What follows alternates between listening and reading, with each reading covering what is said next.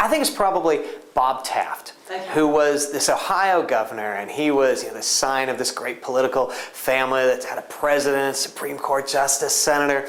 But when he gets to be governor, he's becomes, through some scandals that some were his fault, some weren't, he becomes the least popular governor in the history of recorded polling of any governor anywhere in the country. He's down in single digits in his popularity, and yet he was able to be tremendously successful, because one of the things we found in our book is popular governors shoot for the moon. They ask for everything. They think they're superheroes and they can get everything.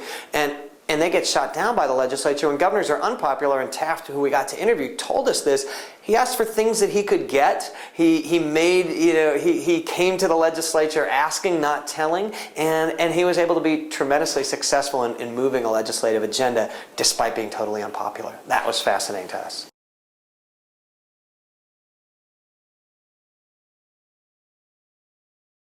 We have in the United States, we have a federal system where states are tremendously important, but just as with the national government, power is divided between a legislative and executive branch. And unlike Australia, where you can just, hey, if you're the prime minister, you work with your cabinet, you've got a legislative agenda that is, at least in the lower house, going to succeed. Governors don't have that. They don't have the ability to even introduce a bill in either house of their state legislature. They are less powerful than the most junior backbencher in some ways. And so that means they have to work with the legislature and sometimes across purposes. And so what we're asking in this book that Justin Phillips and I wrote is, what makes a governor successful? What leads to success? What leads to failure? And how do you explain differences in the tremendously popular and successful governors and the ones who can't do anything?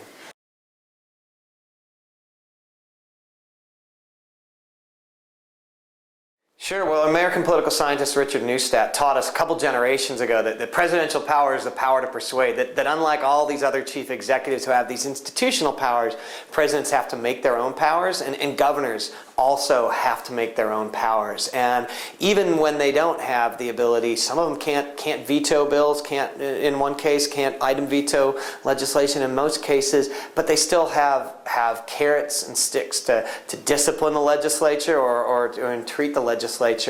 And what those are, whether it's pork projects, whether it's the popularity that they can translate into political capital, that's what we're trying to identify.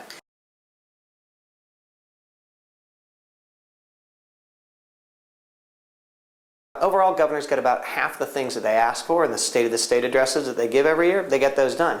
Who gets more or less? Well, it depends. One, it depends who they're negotiating with. So if you're negotiating with the legislature of your party, much more favorable response.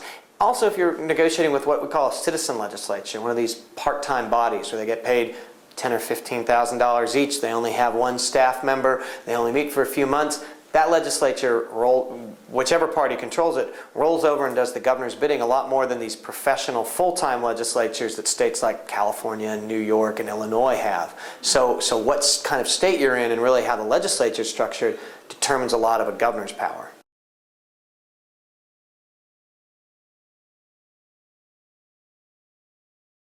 So partisan polarization, which is the defining trend of American politics in the last generation, the two parties, Democrats and Republicans Democrats moving further left, Republicans moving further right.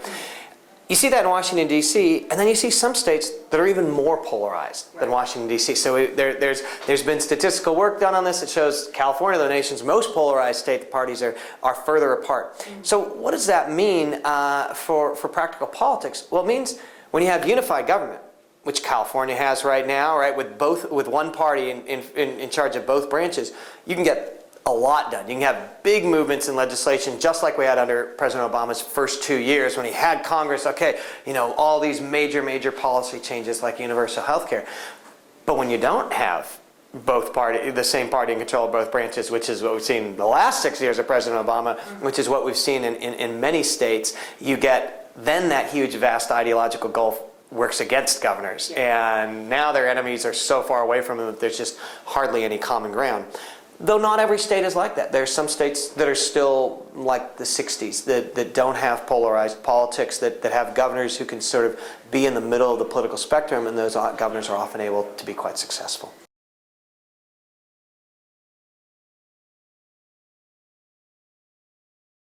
So there are two things that governors and legislatures fight over. And those are, you can really think of them as two different games. And so we looked at this both by using the tools of game theory and also by interviewing governors and their advisors and the legislators and figuring out what was in their heads when they were negotiating. And one of the things we heard over and over again is the governors have an advantage when it comes to the budget. Because the budget is a deal that has to get cut every year. States need to balance their budget, so if you don't pass a new budget, the state can shut down. Teachers don't get paid. So that's terrible things that happen that both the legislature and the governor pay high political cost to. What does that do? That brings the legislature to the table. The governor has an idea, the legislature needs something. That's where you can have that give and take, and the governor can get more of what he or she wants done. But what about normal legislation? We don't have to pass. In the words of one advisor, well, the budget, you need to do that. The governor's bill, you don't need to pass that. So if I'm a governor, I want to move a new policy program, the legislature can just twiddle its thumbs and say, well, no, we don't like that, because it can live with the status quo. It can live with the existing policy. So that doesn't bring the legislature to the table. And game theory tells us that when both sides are going to pay when a deal isn't done, that's going to help that person, that's going to make a more even deal than if one side can just say, we're all right, we're all right. You can wait till next year to get your policy done. And what we find empirically looking at the data is governors are a lot more powerful in the budget than in legislation, and the different factors that correlate with the game theory predictions affect what makes a more powerful governor in each.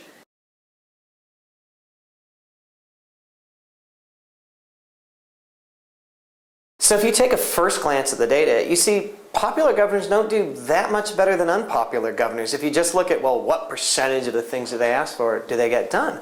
But then what we learned by looking more carefully at case studies, which then changed the way that we analyzed our data, is we found that popular governors shoot for the moon. They ask for everything. They think they can get what they want out of the legislature, and suddenly they're going big and they're going for things that really fit their ideology. Whereas unpopular governors start with easier bargaining positions that makes it easier for a legislature to say yes to them.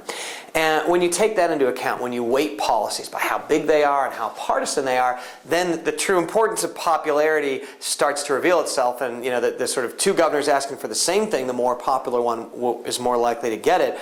But the problem is they don't ask for the same thing. The other interesting thing we found was that governors running for president make terrible governors. Because what they're doing is not trying to get something done in their state. They're trying to audition to that primary electorate, those New Hampshire and Iowa voters who they're going to be competing for in popularity. So you have someone like Mitt Romney who, when he decides to run for president, he's asking the Massachusetts legislature, this very blue, very Democratic state, for abstinence-only sex education and things that are just, everyone says, well, they're dead on arrival because he's just doing this for a press release for his presidential race. But it's not just this one anecdote. We found this systematically. Governors running for president, there are a lot of them, get much less of what they want done because they're, like popular presidents, they're just asking for too much. Yeah.